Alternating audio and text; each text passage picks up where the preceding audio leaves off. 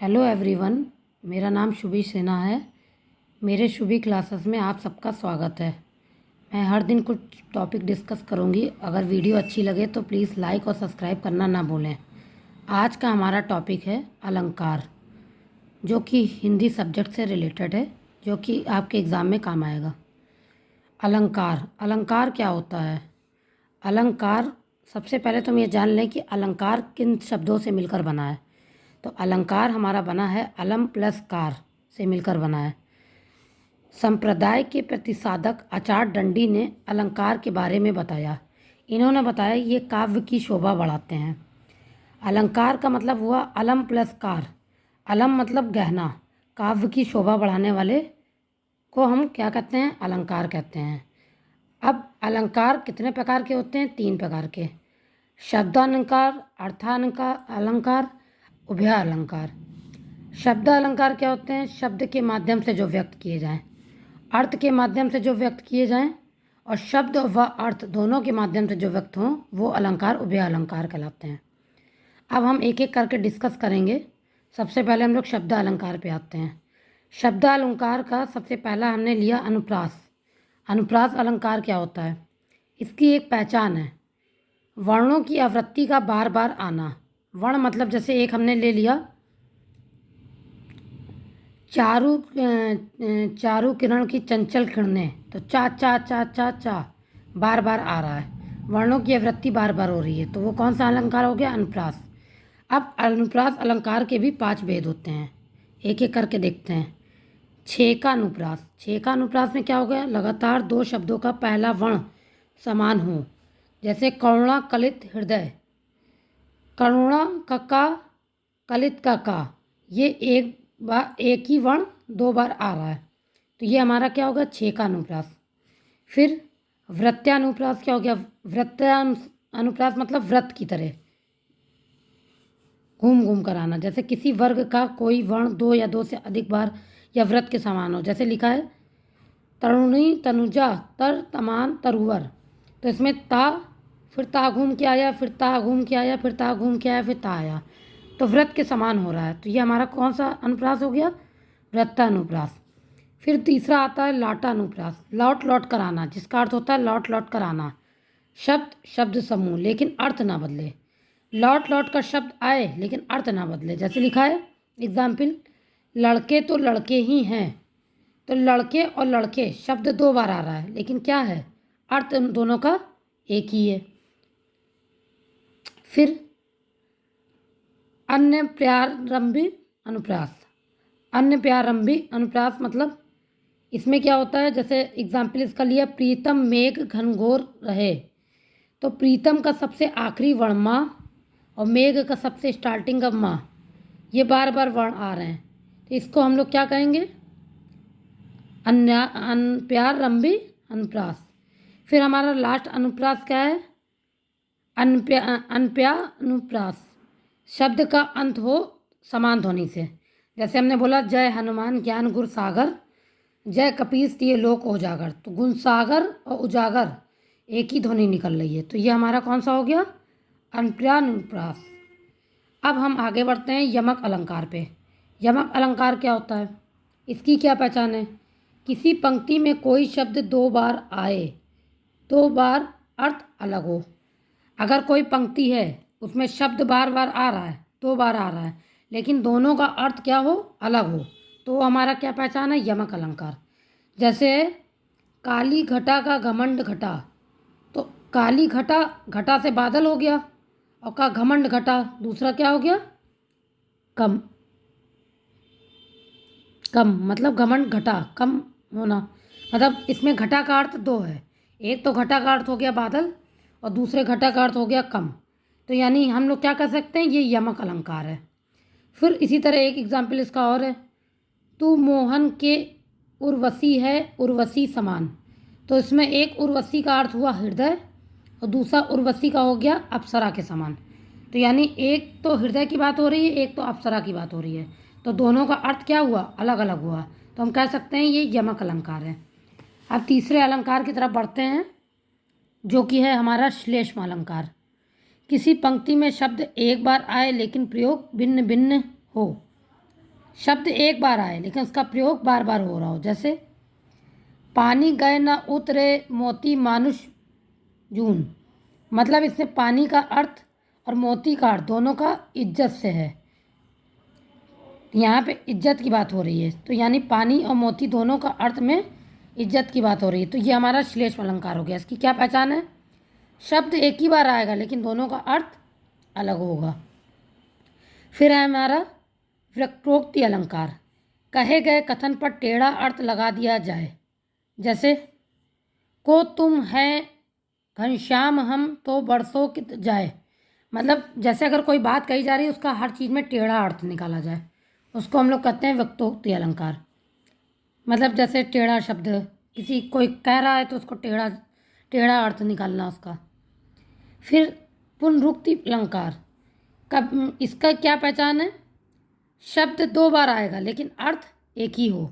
जैसे एग्जाम्पल लिया, कभी कभी मेरे दिल में ख्याल आता है, तो इसका मतलब क्या हुआ? कभी कभी दो बार आया, दो बार शब्द आया लेकिन अर्थ क्या है? एक ही है। तो ये हमारा क्या हो गया? पुनरुक्ति अलंकार।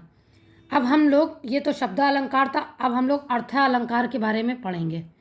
अर्थालंकार कितने प्रकार के होते हैं? जिसमें कि पहला होता है उपमा अलंकार, दूसरा होता है उत्प्रेक्षा अलंकार, तीसरा होता है रूपक अलंकार, चौथा होता है अतिशयोक्ति अलंकार, पांचवा होता है अनयोक्ति अलंकार, और छठा होता है संदेह अलंकार, सातवां होता है भ्रमति अलंकार।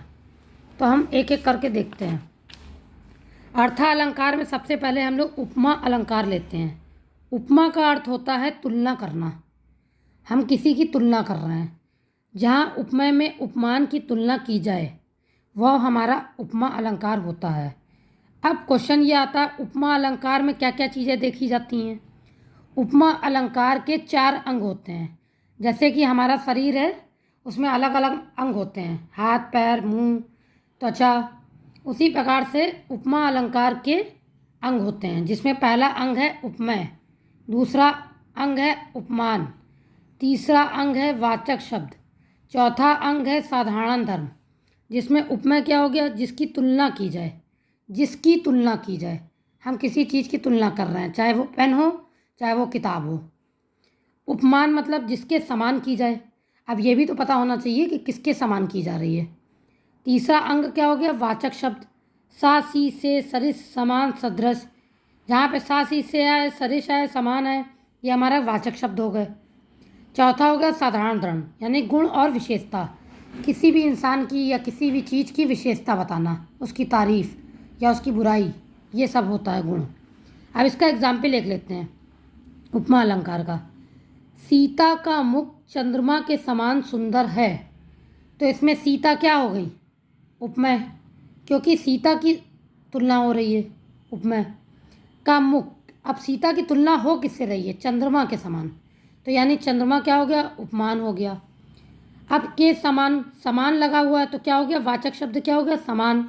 सुंदर, सुंदर मतलब उसकी सुंदरता बता रहे हैं, यानी सुंदर मतलब अच्छाई बता रहे हैं, विशेषता। तो ये क्या हो गया? साधारण धर्म। तो इसका एग्जाम्पल क्या हुआ? सीता का मुख चंद्रमा के समान सुंदर है। तो ये हमारा क्या हो गया? उपमा अलंकार। अब उपमा अलंकार के भेद, ये तो अंग थे, अब ये इसके भेद हैं। इसके 2 भेद होते हैं, एक पूर्णात्मा, दूसरा लुप्त उपमा। पूर्ण उपमा क्या होता है?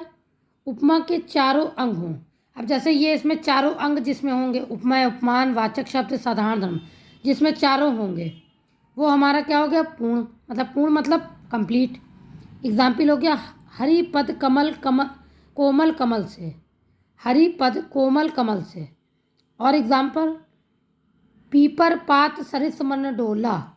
तो इसमें पीपर पात मतलब उपमान, सरिस मतलब वाचक शब्द, मन मतलब उपमेय, डोला मतलब साधारण धर्म। अब दूसरा अलंकार क्या हो गया? दूसरा उपमा अलंकार क्या है? लुप्त उपमा, इसमें वाचक शब्द को छोड़कर उपमा का कोई अंग गायब हो। वाचक शब्द होगा लेकिन कोई भी अंग गायब हो। एग्जाम्पल हो गया मरमल से झूले पड़े हाथी सा टीला, जिसमें सारे अंग दिख रहे हैं लेकिन इसमें जो है साधारण धर्म नहीं है, इसमें विशेषता नहीं बता रहे हैं। तो ये हमारा हो गया लुप्त उपमा। लुप्त मतलब एक चीज़ गायब होना। तो ये तो था हमारा उपमा अलंकार। अब हम आगे बढ़ते हैं उत्प्रेक्षा अलंकार। उत्प्रेक्षा अलंकार क्या हुआ? जहाँ उपमेय में उपमान की संभावना व्यक्त की जाए, जैसे मानु, मनु, जनु, जानो, जनकु, मनकु, ये सब जन्हु, मनहु, ये सब उत्प्रेक्षा अलंकार के एग्जाम्पल हैं। इसका एग्जाम्पल लिया, ले चला साथ में मुझे कनक जो, बुच्छुक लेकर स्वर्ण जनक। इसमें पहचान की गई है उत्प्रेक्षा अलंकार, जहाँ पे मानु लगा हो, जनु लगा हो, जानो लगा हो, मनु, ये हमारे क्या होते हैं? उत्प्रेक्षा अलंकार, जहाँ पे संभावना व्यक्त की जाए। अब हम लोग इसके आगे बढ़ते हैं। अब आता है हमारा रूपक अलंकार। रूपक मतलब आरोप लगाना। रूपक अलंकार की एक पहचान है कि रूपक अलंकार के बीच में योजक चिन्ह लगा होगा, तो उससे पहचान हो जाएगी कि ये रूपक अलंकार है। जैसे इसका एग्जाम्पल लेते हैं, वह चोर के समान है, ये तो उपमा हो गया। वह चोर ही है, तो ये हो गया आरोप लगाना। अगर हमने ये कहा कि वह चोर के समान है, तब तो हम उसकी तुलना कर रहे हैं, तो ये उपमा अलंकार हो गया। अब हम कहते हैं वो चोर ही है, उसके ऊपर आरोप लगाना, तो आरोप लगाया, तो ये कौन सा अलंकार हुआ? रूपक अलंकार। एक एग्जाम्पल इसका और है, चरण कमल बंदो हरियाई। चरण कमल बंदो हरियाई क्या है? सुंदरकांड का ये एक चौपाई है, जिसमें एक योजक चिन्ह लगा है, जो कि हमारा रूपक अलंकार को दर्शाता है। फिर अगला अलंकार हमारा है अतिशोक्ति अलंकार। अतिशोक्ति मतलब होता है अति मतलब बढ़ा चढ़ा के बताना, घटित घटना को बढ़ा चढ़ा के बताना। अब जैसे मान लो किसी का हाथ टूटा है, तो कोई कह रहा है कि मैं इसका पूरा शरीर खराब हो गया है, तो बढ़ा चढ़ा के बता रहे हैं, तो उसको अतिशोक्ति अलंकार कहेंगे। इसका एग्जाम्पल लिया, हनुमान जी की पूँछ, ये एग्जाम्पल है, बहुत बढ़ गई थी, ये एक एग्जाम्पल है अतिशोक्ति अलंकार का। फिर लास्ट अलंकार है अनियोक्ति अलंकार। अनियोक्ति मतलब होता है टोन मार कर कहना। अगर कोई बात कह रहे हैं, हम टोन मार के कह रहे हैं, जैसे टांट कसना होता है, इसको हम लोग बोलते हैं अनियोक्ति अलंकार। और सबसे आखिरी से भी एक ऊपर अलंकार है, वो है संदेह अलंकार, जिसका मतलब होता है संदेह मतलब शंका करना। इसका एग्जाम्पल है नारी है कि साड़ी है। अब साड़ी इतनी बड़ी होती है, उसमें ये कह दिया नारी है कि साड़ी है, तो इसका मतलब एक समझ में नहीं आ रहा है कि नारी है कि साड़ी है, तो उसमें संदेह उत्पन्न हो रहा है, तो ये हमारा हो गया संदेह अलंकार। फिर भ्रमति अलंकार, आखिरी सबसे लास्ट अलंकार हमारा हो गया भ्रमति अलंकार, जिसमें समानता का कारण बन जाए। जैसे लिखा, दूर से देखा तो चाकू पड़ा था, पास आके देखा तो पापा खड़े थे। तो मतलब दूर से दिख रहा कुछ और भ्रम, और पास आके देख रहे हैं तो कुछ और।